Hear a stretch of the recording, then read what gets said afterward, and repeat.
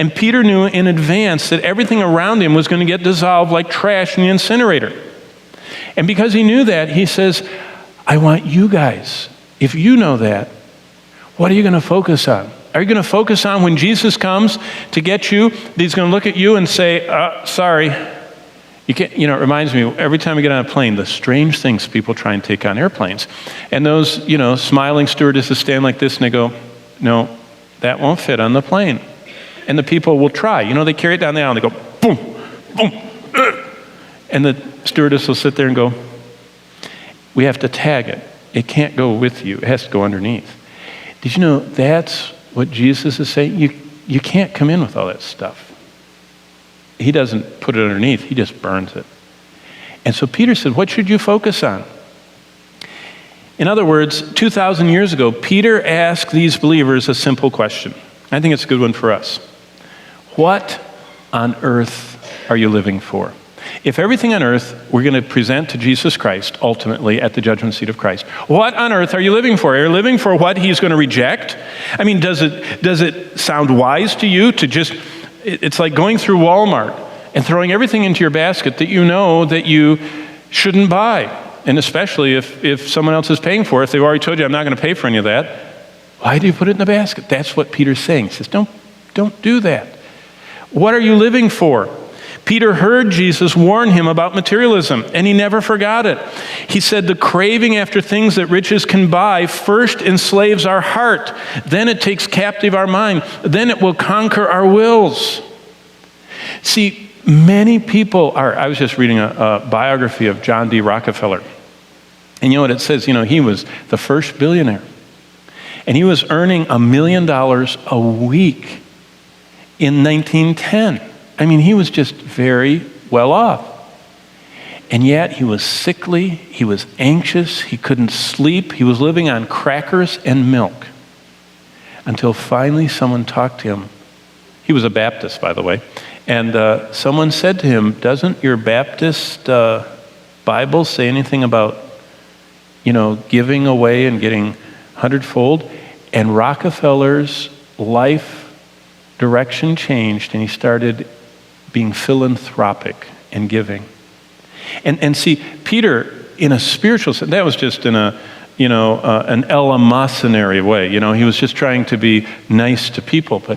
But Peter's saying, for God's sake, what are you spending your lives for? Jesus said, and Peter heard it, either we lay up treasures in heaven that can never be lost, or we clutter our life on earth with things that will cause us to lose our treasures in heaven. God says there's no middle ground. You can't have two masters. If you spend your life serving and honoring and filling your life with what does not please the Lord, you don't have room. You can't carry both loads through life. Jesus said either you carry my load, my burden is easy, my load is light, or you go through life not pleasing me and feeling the resistance that comes. And Peter says, I don't want that. So Peter is asking them, and by application us, should we spend our lives collecting and guarding and seeking out and holding on to trash that will only be taken away from us by God and burned? Or should we be seeking eternal treasures that last, that will stay with us forever, and that we can give back to Jesus as our adoring, everlasting worship? Paul talked about that in 1 Thessalonians 2:19 and 20. You know what he says? When he was writing back to the Thessalonians that he had led to the Lord, that he had nurtured in the Lord, that he had taught and been a part of their lives in discipleship, he says, you are my hope and joy and crown of rejoicing at the coming of the Lord. What he's saying is when Jesus comes and when he sees what's in my basket, you're there. I mean, is there anybody in your basket that you have pointed to Christ, that you have nurtured, that you have discipled, that you have prayed for? People have all these computerized alerts for stuff they want to buy.